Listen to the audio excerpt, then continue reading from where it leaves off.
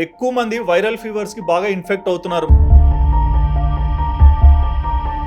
మీ doubts అన్ని clear చేయడానికి go hospital founder doctor సువర్ణ గారు మన స్టూడియోలో ఉన్నారు. సో ప్రజెంట్ ఇప్పుడు ఎక్కువగా డెంగ్యూ ఫీవర్స్ వింటున్నాము. సో ఏంటండి డెంగ్యూ? ఇప్పుడు ఫీవర్స్ కూడా ఎలా ఉంటాయండి, మనం మెడిసిన్ తీసుకున్నాక తగ్గుతుంది కొన్ని రకాలు. సో తగ్గింది కదా అని మనం నెగ్లెక్ట్ చేస్తాం చాలా వరకు. అవును. కానీ అది 3rd and 4th డే తర్వాత కొన్నిసార్లు టెస్ట్ పాజిటివ్ అవ్వచ్చు. ఓకే. సో ఐడియల్ గా ఏంటంటే ఒక 5th day or 6th day blood టెస్ట్కి వెళ్ళడం it's a better option. And వీటికి బాడీ పెయిన్స్ ఎక్కువ వస్తాయి, బోన్స్ దగ్గర అట్లా కొంచెం జాయింట్ పెయిన్స్ లాగా. ఎందుకు మేడం అట్లా? అంటే ఇప్పుడు డిఫరెన్సియేషన్ కనుక చూడండి, బాడీ పెయిన్ వైరస్ తత్వమే అది ఉంటుందండి. అన్ని వైరల్ ఫీవర్స్ లో మనకి ఫీవర్ హై గ్రేడ్ ఉంటుంది, బాడీ పెయిన్స్ అనేది ఉంటుంది. ఈ చాండీపురా వైరస్ ఇప్పుడు చూస్తున్నారు. సో అదేంటంటే ఒక శాండ్ ఫ్లై నుంచి ట్రాన్స్మిట్ అవుతుందండి. ఓకే. సో అది కూడా ఏంటంటే ఆ ఈగ చాలా చిన్న సైజ్ లో ఉంటుంది. మనం రెగ్యులర్ గా చూసిన ఈగ కంటే 3-4 టైమ్స్ స్మాలర్ సైజ్ లో ఉంటుంది. పుట్టిన పిల్లల నుంచి 14 సంవత్సరాల పిల్లల వరకు ఇప్పుడు ఇది గుజరాత్ లో కూడా చాలా ఎక్కువ కేసెస్ రిపోర్ట్ అయినాయి. కొంతమంది పిల్లల్లో ఇది ఫిట్స్ లాగా రానివ్వండి, ఫిట్స్ కూడా ఫిట్స్ అండ్ ఆయాసం, కొన్నిసార్లు కోమాలకు కూడా వెళ్ళే ఛాన్సెస్ ఉంటాయి. టైంకి అదేంటంటే దీనికి ట్రీట్మెంట్ అంటూ ఏం లేదండి ఇప్పుడు దాకా, వ్యాక్సిన్ కూడా అవైలబుల్గా లేదు. సో వచ్చిన సిమ్టమ్స్ని ఈ మస్కిటో నెట్స్ ఇవంతా ప్రికాషన్స్ బేసిక్ అంటే తీసుకుంటారు కదా మేడం. బట్ అంటే ఇది కాకుండా ప్రెగ్నెంట్ ఉమెన్స్ ఉంటారు. సో ఇలాంటి వాళ్ళు ఏంటంటే ఆల్రెడీ క్యారింగ్ లో ఉన్నప్పుడు కొన్ని మెడిసిన్స్ తీసుకోవాలి. మరి ఇలాంటివి ఎఫెక్ట్ అవ్వకుండా ఎలాంటి ప్రికాషన్స్ తీసుకోవచ్చు? ఇలాంటివి ఎఫెక్ట్ అయితే వాళ్ళ సిచ్యువేషన్ ఎలా ఉంటుంది? సో ప్రెగ్నెంట్ ఉమెన్ కూడా కొంచెం వల్నరబుల్ గా ఉంటారండి, ఇన్ఫెక్షన్స్ కి ఎక్కువ ప్రోన్ అయ్యే ఛాన్సెస్ ఉంటాయి. బ్యాలెన్స్ డైట్ అనేది చాలా ఇంపార్టెంట్. సో ప్రోటీన్ శాతం ఎంతైతే కొంచెం తీసుకుంటామో దాంతో పాటు కార్బ్స్ అనేది కూడా వెరీ ఎసెన్షియల్ మన మెటబాలిజం కి బాడీలో. సో ఒక కప్ ఆఫ్ రైస్ నేను కంపల్సరీ తినాలి అని హాయ్ వ్యూవర్స్, ఇవాళ మనతో ఒక స్పెషల్ గెస్ట్ ఉన్నారండి. బేసిక్గా ఇప్పుడు ప్రజెంట్ చూసుకుంటే క్లైమేట్ చేంజెస్ చాలా ఎక్కువగా ఉన్నాయి అండ్ ఎక్కువ మంది వైరల్ ఫీవర్స్కి బాగా ఇన్ఫెక్ట్ అవుతున్నారు. మరి వైరల్ ఫీవర్స్ ఎలా ఉంటాయి అండ్ ఇందులో టైఫాయిడ్, డెంగ్యూ, మలేరియా అండ్ కొత్తగా కూడా చాలా రకాలైన ఫీవర్స్ కూడా మనం వింటున్నాం. బట్ వీటన్నిటికీ ఎలాంటి ప్రికాషన్స్ తీసుకుంటే, ఎలాంటి అంటే మెజర్మెంట్స్ పెట్టుకుంటే మనం రైట్ వేలో క్యూర్ అవుతామనే దాని మీద చాలా డౌట్స్ అయితే మీకు ఉంటాయి కదా. సో మీ డౌట్స్ అన్ని క్లియర్ చేయడానికి గో హాస్పిటల్ ఫౌండర్ డాక్టర్ సువర్ణ గారు మన స్టూడియోలో ఉన్నారు. మరేంటి వైరల్ ఫీవర్స్, అన్నిటి గురించి కూడా చాలా డీటెయిల్ ఎక్స్ప్లెనేషన్ మేడం అడిగి తెలుసుకుందాం. Hi madam. హాయ్ అండి, సుధీర్ గారు. ఎలా ఉన్నారండి? ఆల్ గుడ్ అండి, how are you? I'm so happy. So first thing అంటే డాక్టర్స్ అంటే ఈ సొసైటీలో ఒక మంచి రెస్పెక్ట్ ఉంటుంది.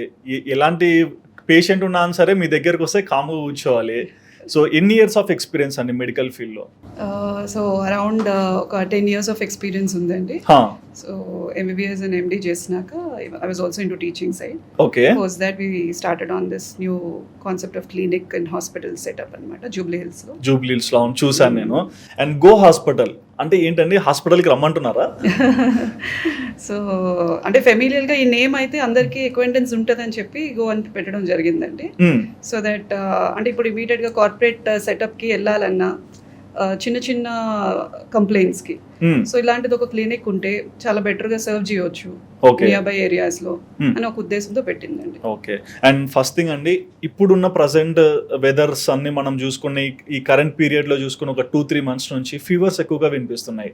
సో ఈ సీజన్ లో ఎలాంటి ఫీవర్ కి ఎలాంటి రెమెడీ తీసుకోవాలి? నాకు కొన్ని డౌట్స్ ఉన్నాయి. సో మీరు ఒక డాక్టర్ గా నాకు కొన్ని సజెషన్స్ ఇవ్వాలి. అండ్ మీరు చెప్పే ప్రతి మాట కూడా మా సబ్స్క్రైబర్స్ కూడా తెలుస్తుంది. ఓకే. సో ప్రజెంట్ ఇప్పుడు ఎక్కువగా డెంగ్యూ ఫీవర్స్ వింటున్నాము. సో ఏంటండి డెంగ్యూ? సో ఇప్పుడు dengue fevers and normal viral fevers తో కనుక చూసినట్టయితే హై గ్రేడ్ ఫీవర్ తో ఇప్పుడు ప్రెసెంట్ అవుతున్నారండి. ఫస్ట్ 2 days 102, 103 degrees లాగా. ఓకే. సో ఇప్పుడు దీంతో పాటు common cold and cough is one of the symptoms. ఇప్పుడు ఈ సీజన్ లో రైనీ సీజన్ అవ్వచ్చు, ఎక్కువ వాటర్ స్టాగ్నెంట్ అవ్వడం వల్ల బ్రీడింగ్ మస్కిటోస్ కూడా ఎక్కువ బ్రీడింగ్ ఉంటుంది కాబట్టి సో ఇక్కడ వెక్టర్ బౌండ్ డిసీజెస్ అనేవి చాలా కామన్ గా ఉన్నాయి. ఓకే.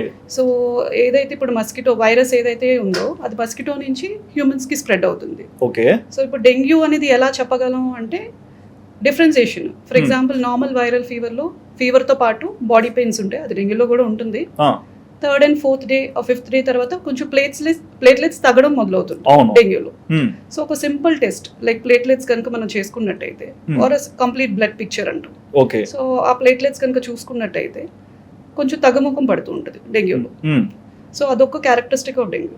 ఓకే, బట్ నాకు ఒక క్వశ్చన్ ఉందండి. అంటే బేసిక్గా చాలా మంది ఈ రోజులు ఎట్లయిపోయారంటే ఆన్లైన్ డాక్టర్స్, నేను కూడా ఒక డాక్టర్ లాగా ఫీల్ అయ్యి ఏదో సజెషన్స్ ఇస్తుంటా. బట్ మీరు ప్రొఫెషనల్ నుంచి వచ్చారు, చదువుకున్నారు, ఏది ఏంటనేది డీటెయిల్గా మీరే చెప్పగలుగుతారు. సో ఇక్కడ ఏంటి, చాలా మంది ఇళ్లలో ఫీవర్ వచ్చింది అనేసరికి 2 రోజులు రెస్ట్ తీసుకో, ఒక టాబ్లెట్ వేసుకో, తర్వాత చూద్దాంలో ఎక్కువ అవుతే ఇట్లా నెగ్లిజెన్స్ అయిపోతున్నారు కదా. సో ఇట్లా నెగ్లెక్ట్ చేయడం వల్ల ఇంపాక్ట్ ఎలా ఉంటుంది? సో ఇప్పుడు కొన్ని కేసెస్లో 1-2 days ఆఫ్ ఫీవర్ అన్ని ఇండివిజువల్లో సిమిలర్గా ఉండదండి. అవును. అండ్ మీకు తెలుసు ఇమ్యూనిటీ పవర్ డిఫరెంట్ ఉంటుంది. Hmm. ఒకవేళ బిలో 5 years ఏజ్ గ్రూప్ కనుక తీసుకున్నట్టయితే పిల్లల్లో కానీ 60 years అబవ్ ఇండివిజువల్స్ కనుక తీసుకున్నట్టయితే ఇమ్యూనిటీ పవర్ డెఫినెట్గా తక్కువ ఉంటుంది compare to other age groups. So ఇప్పుడు డెంగ్యూ వచ్చినాక ఆర్ అదర్ ఫీవర్స్ వచ్చినాక ఒక 2-3 days కనుక నెగ్లెక్ట్ చేసామంటే ఒక third day fourth day normal viral fevers అయితే తగ్గుముఖం పట్టొచ్చు. అదేంటంటే సింపుల్ హైడ్రేషన్ వల్ల. దీనికి యాంటీబయాటిక్స్ ఎటువంటివి యూజ్ చేయాల్సిన అవసరం పడదు. ఓ వద్దు, అవసరం లేదు. వైరల్ ఫీవర్స్ కానీ డెంగ్యూ కైనా మీ మెయిన్ ట్రీట్మెంట్ కనుక మీరు చూసినట్టయితే మెయిన్ హైడ్రేషన్ చెప్తాం. అది ఐవీ ఫ్లూయిడ్స్ అవనివ్వండి, లేకపోతే ఇంట్లో అయినా ఎక్కువ లిక్విడ్స్ తీసుకోమని సజెస్ట్ చేస్తాం. ఓకే.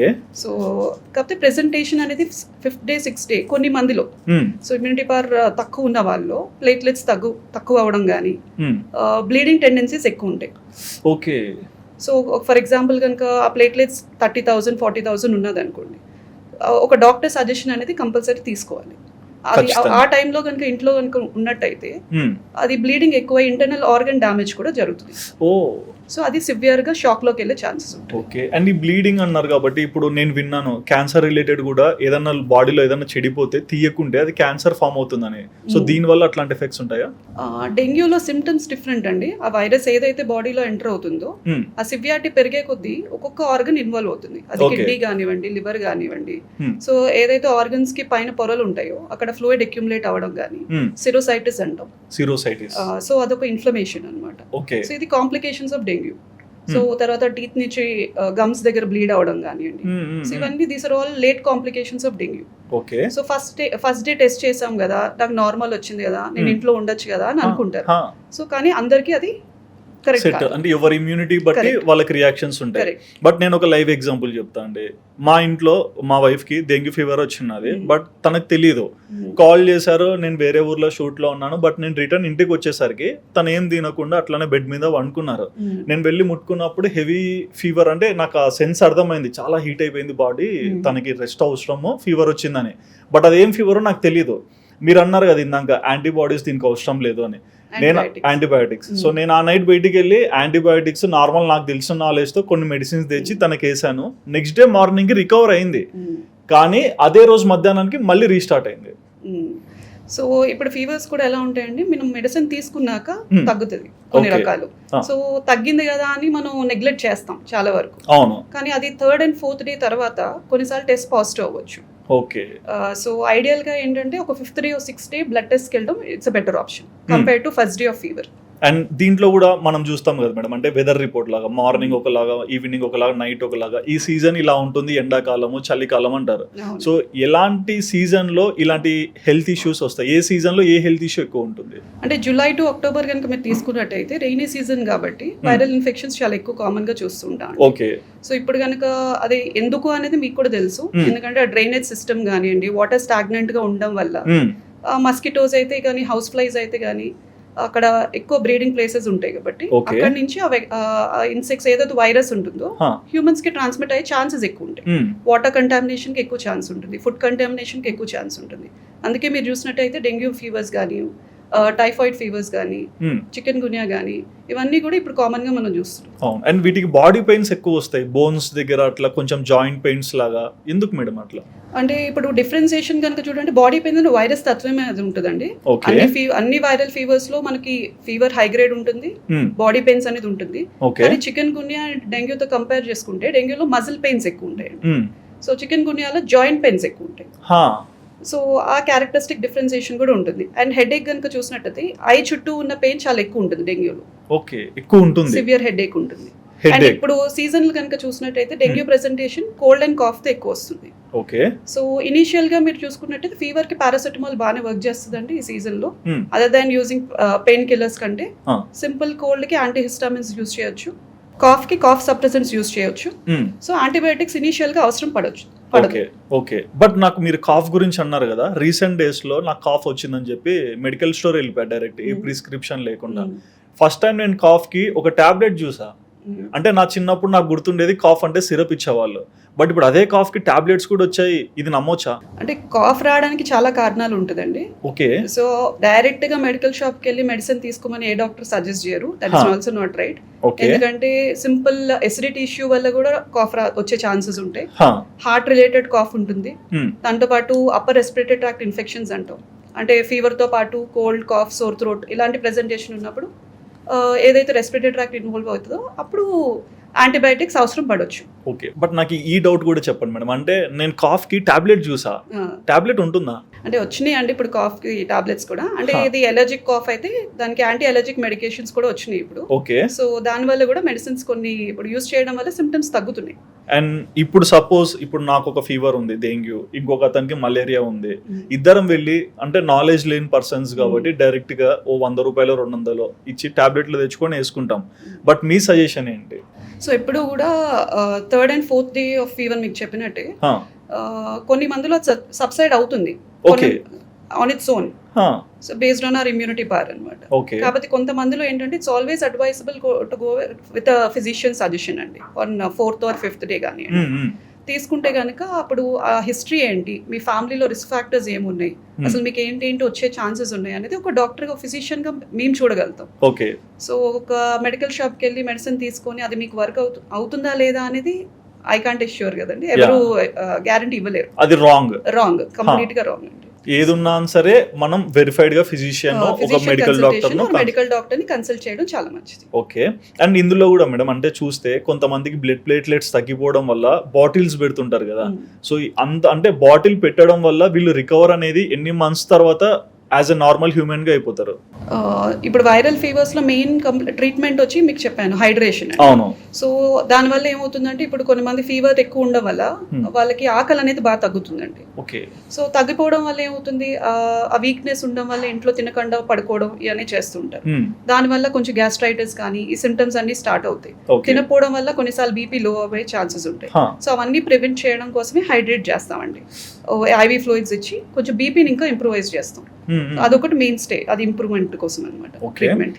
అండ్ అంటే హ్యూమన్స్ లో కూడా డిఫరెంట్ స్పీసీస్ ఉంటారు, ఒక్కొక్కరు ఒకలాంటి మనుషుల్లాగా. అట్లనే మస్కిటోస్ కూడా ఉంటాయి మేడం? అవునండి, డెఫినెట్ గా ఉన్నాయండి. ఇప్పుడు డెంగ్యూ కనుక చూసినట్టయితే ఎడిస్ మస్కిటో అనేది వల్ల వస్తుంది main transmission. Okay. So female Culex mosquito అనేది ఉంటుంది, అది మలేరియా కానివ్వండి అదర్ డిసీజెస్ కాజ్ చేస్తాయి. సో ఇదే ఎడిస్ మస్కిటో ఇంకా యెల్లో ఫీవర్ కానివ్వండి ఇంకా వేరే అదర్ వైరల్ ఇన్ఫెక్షన్స్ కూడా కాజ్ చేస్తాయి. సో ఇప్పుడు ఎలా ఐడెంటిఫై చేయాలి అని మీరు అడిగినట్టయితే, సో ఇప్పుడు డెంగ్యూ ఈ చాండీపుర వైరస్ ఇప్పుడు చూస్తున్నారు. సో అదేంటంటే ఒక శాండ్ ఫ్లై నుంచి ట్రాన్స్మిట్ అవుతుందండి. ఓకే. సో అది కూడా ఏంటంటే ఆ ఈగ చాలా చిన్న సైజ్ లో ఉంటుంది, మనం రెగ్యులర్ గా చూసిన ఈగ కంటే 3-4 times స్మాలర్ సైజ్ లో ఉంటుంది. అండ్ అది ఎక్కువ వైట్ అండ్ బ్లాక్ స్పాట్స్ తో ఉంటుందండి. ఓకే. సో ఇది ఎక్కడ చూస్తాము అంటే ఇంటి క్రాక్స్ లో, కొంచెం మట్టితో చేసిన ఇళ్ళల్లో, ఎక్కడైతే మనకి వెంటిలేషన్ తక్కువగా ఉంటుందో, సన్లైట్ తక్కువగా ఉంటుందో ఆ ఏరియాస్ లో ఎక్కువగా ఉంటుందండి. సో ఇది మల్టిప్లై అవి చిన్న పిల్లల్లో కూడా ఇప్పుడు చాలా కామన్ గా చూస్తున్నాం. పుట్టిన పిల్లల నుంచి 14 సంవత్సరాల పిల్లల వరకు ఇప్పుడు ఇది గుజరాత్ లో కూడా చాలా ఎక్కువ కేసెస్ రిపోర్ట్ అయినాయి. అండ్ ఇది కోవిడ్ నుంచి కూడా వచ్చిందంటారు? కోవిడ్ నుంచి వచ్చింది అనేది ఇంకా కన్ఫర్మేషన్స్ లేదండి, బట్ స్టిల్ ఈ వైరస్ ఏంటంటే పిల్లల్లో ఎక్కువ చూస్తాం. సో యాజ్ ఇమ్యూనిటీ పవర్ తక్కువ ఉండడం వల్ల కానీ, ఏ డిసీజెస్కి ఇప్పుడు దాకా కొన్ని మంది పిల్లలకి ఎక్స్పోజ్ అవ్వకపోవడం వల్ల కానివ్వండి, సో అదొక రీజన్ వల్ల ఎక్కువ పిల్లల్లో చూడొచ్చు. మెయిన్ కంప్లైంట్స్ కూడా మీరు చూసినట్టయితే ఈ చాండీపుర వైరస్ హై గ్రేడ్ ఫీవర్ ఉంటుంది. ఎంత టెంపరేచర్ వరకు? 102, 103 ఉంటున్నాయండి ప్రెజెంటేషన్. తర్వాత డయేరియా ఉంటుంది, వామిటింగ్స్ కానివ్వండి. కొంతమంది పిల్లల్లో ఇది ఫిట్స్ లాగా రానివ్వండి, ఫిట్స్ కూడా, ఫిట్స్ అండ్ ఆయాసం, కొన్నిసార్లు కోమాలకు కూడా వెళ్ళే ఛాన్సెస్ ఉంటాయి. అంటే లైక్ ఎన్ని మంత్స్ ఆర్ డేస్? కొన్ని డేస్ లోనే ఇప్పుడు చూస్తున్నామండి ఇది. సో టైంకి అది ఏంటంటే దీనికి ట్రీట్మెంట్ అంటూ ఏం లేదండి ఇప్పుడు దాకా, వ్యాక్సిన్ కూడా అవైలబుల్గా లేదు.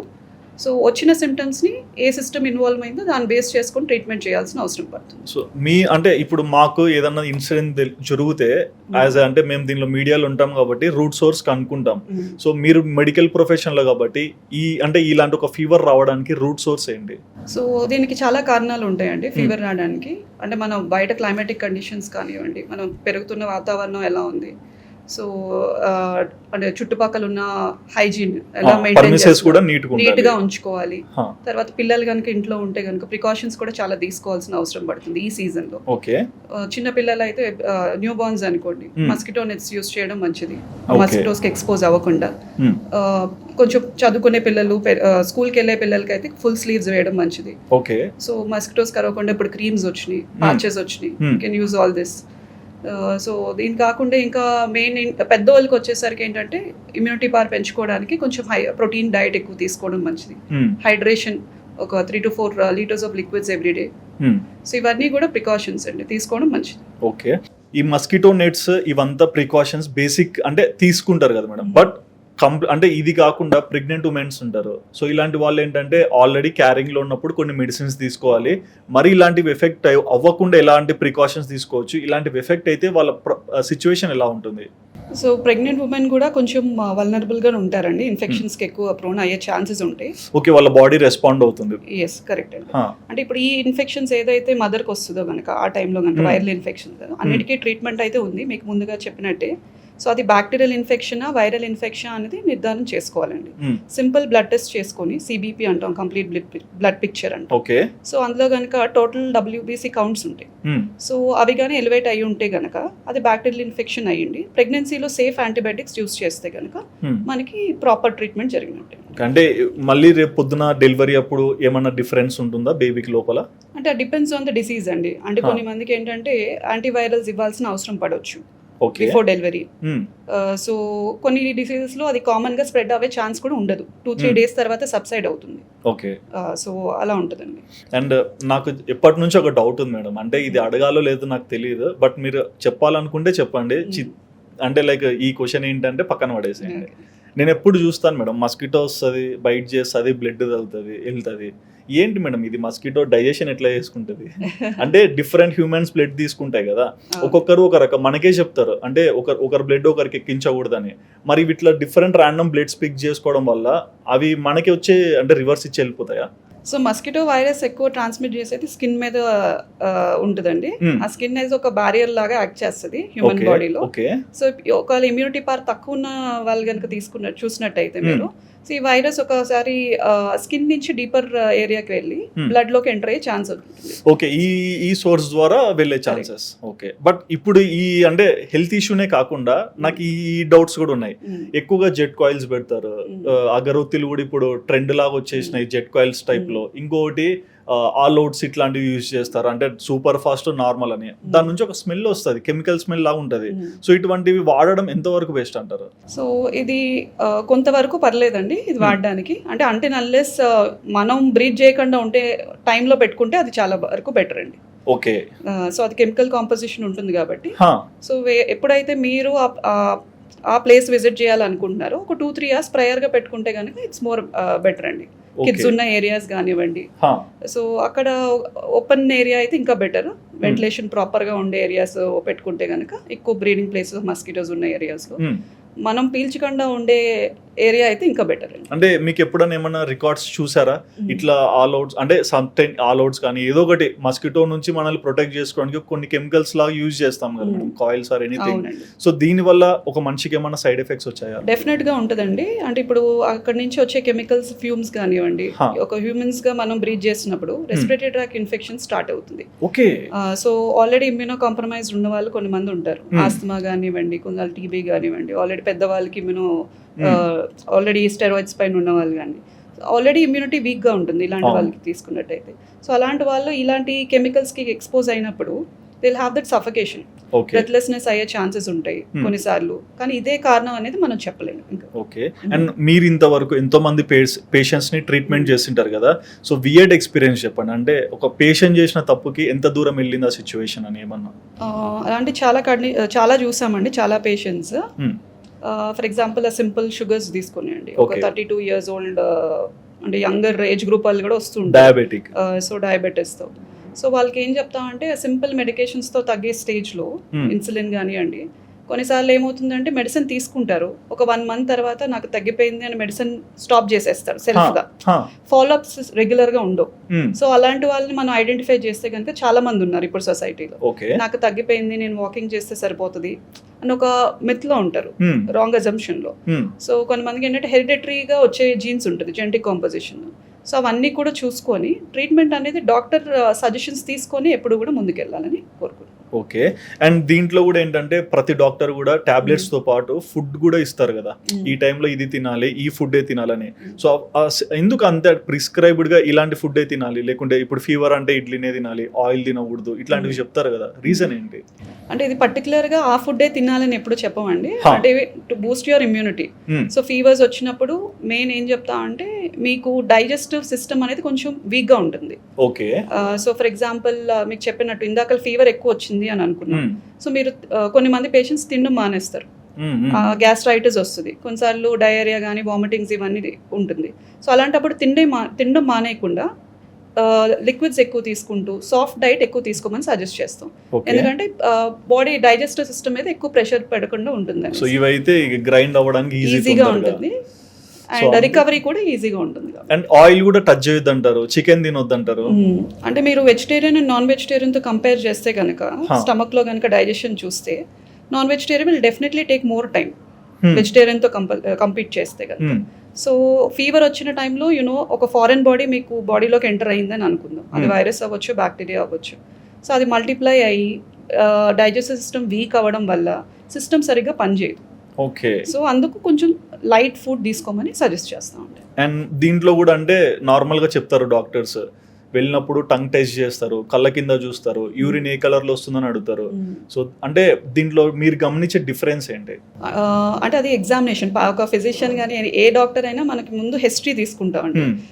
సో హిస్టరీ తీసుకున్నప్పుడు ఇవన్నీ కూడా చెక్ చేస్తాం, ఎందుకంటే కళ్ళని చూసేటప్పుడు మనకి అది ఫీవర్తో పాటు ఏమైనా జాండీస్ ఉందా లేదా, ఎనీమియా ఉందా. ఇప్పుడు చాలా మంది ప్రెగ్నెన్సీ కన్నా ముందే పిల్లవక ముందే మేము చాలా పేషెంట్స్ నా దగ్గరకు వచ్చిన వాళ్ళు హిమోగ్లోబిన్ తక్కువతో వస్తున్నారు, హిమోగ్లోబిన్ 2.9 3.9. హెల్దీ ఇండివిజువల్స్ మళ్ళీ నాకు టైర్డ్నెస్ ఉంటుందండి, వీక్నెస్ ఉంటుంది, ఏ పని చేసినా చేయలేకపోతున్నాం అని ఇలాంటివి వచ్చినప్పుడు అవి ఏంటంటే చిన్న థింగ్స్ మనం అడ్రస్ చేస్తే కనుక పెద్ద అవ్వకుండా కాంప్లికేట్ అయ్యే సిచ్యువేషన్స్ లేకుండా ముందే చూసుకునే ఛాన్స్ ఉంది. ఓకే. సో అది ఎందుకు అవుతుంది అంటే అది ఫుడ్ సరిగ్గా తీసుకుపోవడం వల్ల అవ్వచ్చు, అని కొన్నిసార్లు ఏమైనా పీరియడ్స్ టైంలో ఎక్కువ బ్లీడ్ అయినప్పుడు నోటీస్ చేసినా కూడా ఎందుకు డాక్టర్ దగ్గరికి ఇప్పుడు వెళ్ళాలి చూద్దాం కొన్ని మంత్స్ తర్వాత అని నెగ్లెక్ట్ చేసే సిచ్యువేషన్స్ కూడా చూసామండి. ఓకే. అండ్ టంగ్ లో ఏం గమనిస్తారు మీరు? టంగ్ లో మనకి పేలర్ అంటామండి, అంటే ఎనీమియా ఏదైతే ఉందో ఐరన్ డెఫిషియన్సీ కానీ తక్కువ బ్లడ్ ఉందా లేదా అనేది మనం అదొక పామ్స్ కానివ్వండి. ఓకే, పామ్స్ కూడా టంగ్ చూస్తాము, ఐలెట్స్ కూడా చూస్తాం. అదే మాకు అర్థం కాదు, అంటే మాకు బేసిక్ ఏంటంటే డాక్టర్ దగ్గర కూర్చుంటే ఇట్లా అనేది అలవాటు అయిపోయింది, బట్ ఎందుకు చూస్తున్నారు అనేది తెలియదు. ఓకే. అండ్ మీ అంటే ఇప్పుడు వరకు చాలా చూసింటారు, ఫుడ్ పరంగా కూడా కొన్ని చెప్తుంటారు, బట్ మీరు మా ఆడియన్స్ కి ఎటువంటి సజెషన్ ఇస్తారు ఫుడ్ పరంగా? ఇప్పుడు సీజన్ ఫీవర్ కాబట్టి, వైరల్ ఫీవర్ కాబట్టి మెయిన్ ఫుడ్ కన్నా ముందు లిక్విడ్స్ బాగా తీసుకోమని సజెస్ట్ చేస్తున్నాం అండి. అట్లీస్ట్ ఎనీ ఫ్లూయిడ్స్ ఇంట్లో అవైలబుల్ గా ఉన్న హోమ్ ఫుడ్ అనేది తీసుకోవడం చాలా మంచిది ఈ సీజన్ లో. And food and water contamination కొంచెం అవాయిడ్ చేయడానికి. తర్వాత ఫుడ్ లో కూడా ప్రోటీన్ డైట్ ఎక్కువ తీసుకోవడం వల్ల కొంచెం ఇమ్యూనిటీ పవర్ బెటర్ గా పనిచేస్తుంది. సో ఎగ్ వైట్స్ కానివ్వండి, గ్లాస్ ఆఫ్ మిల్క్, ఇవన్నీ కూడా రొటీన్ గా సజెస్ట్ చేస్తాము. అంటే ఇక్కడ ఒకటి మిస్ అవుతున్నాను మేడం, అంటే నేను ఈ డేస్ లో చూస్తున్నాను ప్రతి ఒక్కరు కూడా ప్రోటీన్ తినాలి అంటారు, బట్ అపార్ట్ ఫ్రమ్ దట్ కొంతమంది అంటే మీలాంటి వాళ్ళు అంటే కొంచెం నాలెడ్జ్ ఉన్న వాళ్ళు ఏం చెప్తారు, ప్రోటీన్ తో పాటు ఐరన్, ఫైబర్ ఇవి కూడా చెప్తారు కదా అడిషనల్ గా. ఇవి చాలా మంది స్కిప్ చేస్తుంటారు కదా, ఓన్లీ ప్రోటీన్ తింటే బాడీ ఎఫెక్ట్ కాదా? డెఫినెట్గా ఎఫెక్ట్ అవుతుందండి. బ్యాలెన్స్ డైట్ అనేది చాలా ఇంపార్టెంట్. సో అంటే ఇప్పుడు ఏదైతే మనం 3 meals తీసుకుంటున్నామో అన్నిటిలో కూడా ఒక బ్యాలెన్స్ డైట్ అనేది పెట్టుకోవడం ఇంపార్టెంట్. సో ప్రోటీన్ శాతం ఎంతైతే కొంచెం తీసుకుంటామో దాంతో పాటు కార్బ్స్ అనేది కూడా వెరీ ఎసెన్షియల్ మన మెటబాలిజం కి బాడీలో. సో ఒక కప్ ఆఫ్ రైస్ నేను కంపల్సరీ తినాలి అని అనుకున్న వాళ్ళకి ప్రతిరోజు, దాంతో పాటు యాజ్ ఫైబర్ కంటెంట్ రైస్ లో చాలా తక్కువ ఉంటుంది, 0 ఆల్మోస్ట్. సో దాన్ని బ్యాలెన్స్ చేయడానికి మనం పప్పు కానీ ఎక్కువ వెజిటేబుల్స్ ఆల్మోస్ట్ చాలా వరకు half of the plate suggest చేస్తాం.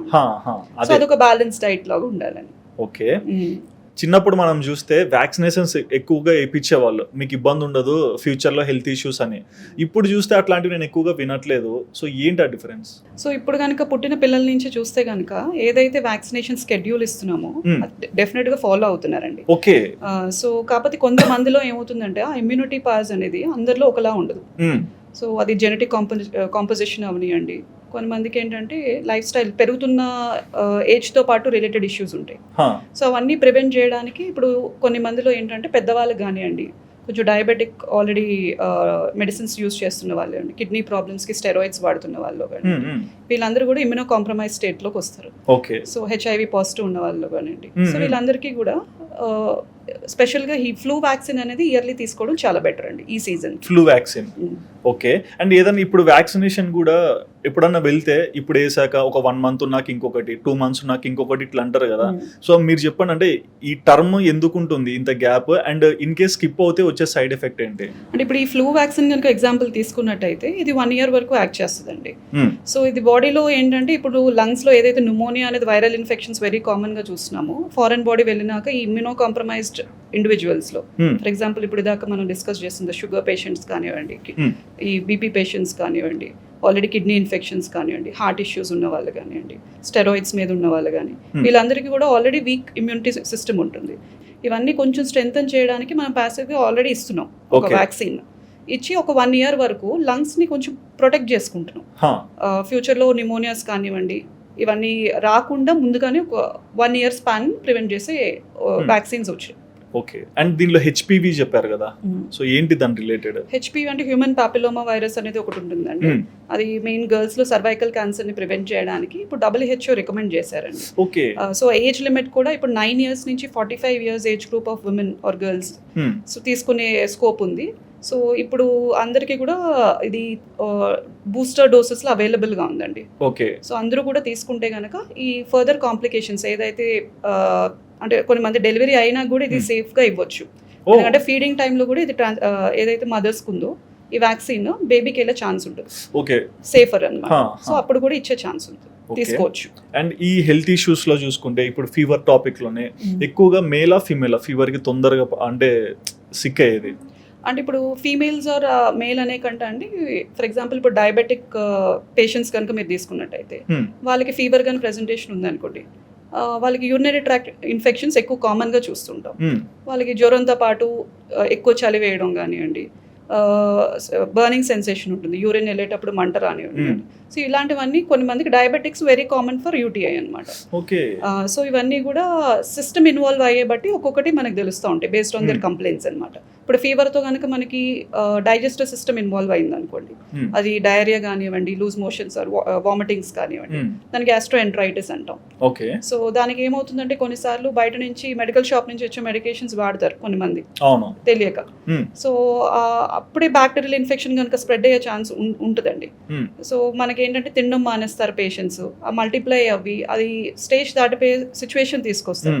కానీ కరెక్ట్ టైంలో కనుక మనం యాంటీబయాటిక్స్ కనుక యూజ్ చేస్తే రికవరీ చాలా ఫాస్ట్గా ఉంటుందండి. ఓకే. బట్ ఒక లైవ్ ఎగ్జాంపుల్ చెప్తాం మేడం. అంటే నా ఫ్యామిలీలోనే జరిగిన ఇన్సిడెంట్, మా అన్న వాళ్ళ వైఫ్ ప్రెగ్నెంట్. సో ఒక సర్టెన్ పెద్ద హాస్పిటల్కి వెళ్ళారు, చూయించుకున్నారు. వాళ్ళు యాజ్ యూజువల్ ప్రిస్క్రిప్షన్ ఇచ్చారు, మెడికల్ షాప్కి వెళ్ళారు, మెడిసిన్స్ తీసుకున్నారు. తను మా వదిన కంటిన్యూ చేస్తుంది మెడిసిన్స్, బట్ షీఈస్ క్యారింగ్ అనమాట. అప్పటికే 4th month దగ్గర ఉంది. ఆ టైంలో ఏంటంటే ఈయన కాల్ వచ్చింది నైట్, ఇట్లా నేను తీసుకునే మెడిసిన్ నాకు 1000 mg రాస్తే అతను 500వి 2 లాగా ఇచ్చాడు, నేను రోజు 500 వేసుకుంటుండి, నాకు ఏమైనా అయ్యే ఛాన్సెస్ ఉన్నాయని అంటున్నారు డాక్టర్, టెన్షన్ ఉందని చెప్పినారు. నిద్ర రాలేదు ఈయనకి.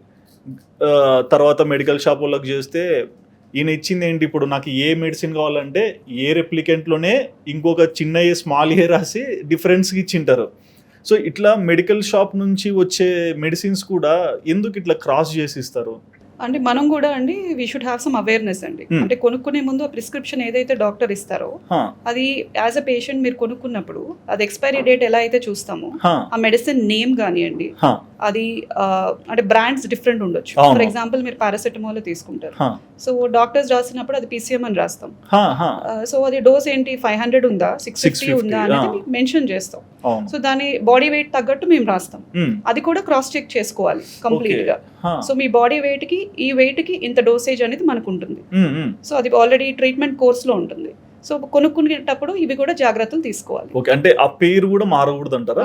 మారొచ్చా? ఆ జెనెటిక్ అంటే ఫర్ ఎగ్జాంపుల్ పారాసెటమాల్ అనేది అది ఎప్పుడు ఎక్కడైనా ఏ బ్రాండ్ తీసుకున్నా పారాసెటమాల్ ఉంటుందండి. అవును. సో ప్లస్ ఆ డోసేజ్ అనేది చెక్ చేసుకుంటే సరిపోతుంది. ఓకే, ఇన్ కేస్ అది పారాసిటమాల్ కాదు, సమ్ ఎక్స్ పేరు సుధీర్ అనే పేరు 650 mg అనుకోండి, తీసుకోవచ్చా? లేదండి, డెఫినెట్లీ నాట్. పారాసెటమాల్ అని డెఫినెట్ గా ఉంటదండి. మీరు తీసుకున్న అంటే పారాసిటమాల్ లాంటిదే, బట్ ఇది కూడా వాడొచ్చు అని చెప్తారు కదా.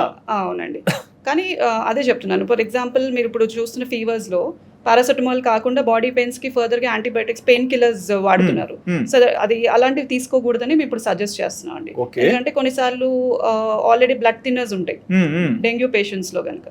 సో బ్లడ్ థిన్నర్స్ వాడడం వల్ల ఇంకా డెంగ్యూలో ఏమవుతుందంటే కాంప్లికేటెడ్ స్టేజ్లో బీపీ తక్కువ అవడం కానివ్వండి, బ్లీడింగ్ టెండెన్సీస్ ఎక్కువ ఉంటాయి. సో అలాంటి వాళ్ళు ఈ బ్లడ్ థిన్నర్స్ ఆల్రెడీ యూస్ చేస్తున్న వాళ్ళు కానీ మీరు తీసుకున్నట్టయితే ఇంకా బ్లీడింగ్ ఎక్కువ అయ్యి కాంప్లికేట్ అయ్యే సిచ్యువేషన్స్ మనం చూస్తుంటాం. సో అందుకని ఏదైతే ఎగ్జిస్టింగ్ మెడిసిన్ ఇప్పుడు వాడుతున్నామో ఒక డాక్టర్ కన్సల్టేషన్ తీసుకొని మెడిసిన్స్ యూస్ చేయడం అనేది చాలా ఇంపార్టెంట్. అండ్ ఇక్కడ ఇంకొకటి ఏంటంటే మన ఇండియన్ సిస్టంలో ఒక హాస్పిటల్కి వెళ్ళాలంటే గట్టిగా ఉంటేనే వెళ్ళాలి, జోబులో లేకుంటే వద్దనే ఆలోచనలోకి వచ్చారు. బట్ దీనికి ఏం చేస్తున్నారు, ఆల్టర్నేట్గా గూగుల్నో లేకుంటే ఎవరెవరు ఫోన్ చేసి ఏ మెడిసిన్స్ కావాలని చెప్పి డైరెక్ట్గా వైట్ పేపర్ మీద తీసుకుంటున్నారు. సో మీ ప్రకారము అంటే ఎట్లనా నో అనే చెప్తారు, ప్రిస్క్రిప్షన్ లేకుండా మెడిసిన్ తీసుకోవడము ఎంత దారుణమైన విషయం?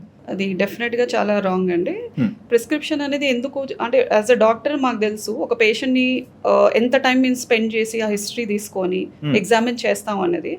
సో అది చేసినప్పుడు ఏమవుతుందంటే ఒక ఇండివిజువల్ టు ఇండివిజువల్ ఆ మెడిసిన్ పక్కన పెడితే సో ఏదైతే వాళ్ళకి ఇన్ఫెక్షన్స్ ఎక్కువ ఉండొచ్చు, ఏది లేదు అనేది మాకు తెలుస్తుంది ఎగ్జామిన్ చేసినప్పుడు, రాదర్ దాన్ ఒక ఫార్మసిస్ట్ కానివ్వండి ఎవరైతే మెడికల్ గా ఇచ్చేటప్పుడు మెడిసిన్.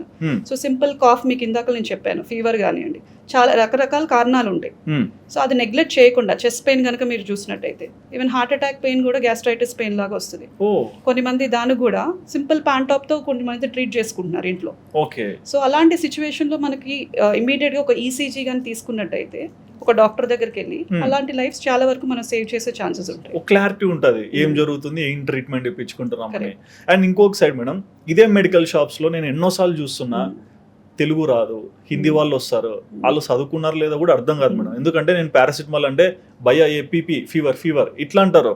అంటే ఒక పర్టికులర్ పదాన్నే పలకలేని వ్యక్తిని మెడికల్ షాప్స్ లో ఎట్లా ఇన్సర్ట్ చేస్తుంటారు? ఇట్లాంటివి చూస్తే ఒక ప్రొఫెషనల్ డాక్టర్ గా మీకు ఎట్లా అనిపిస్తుంటది?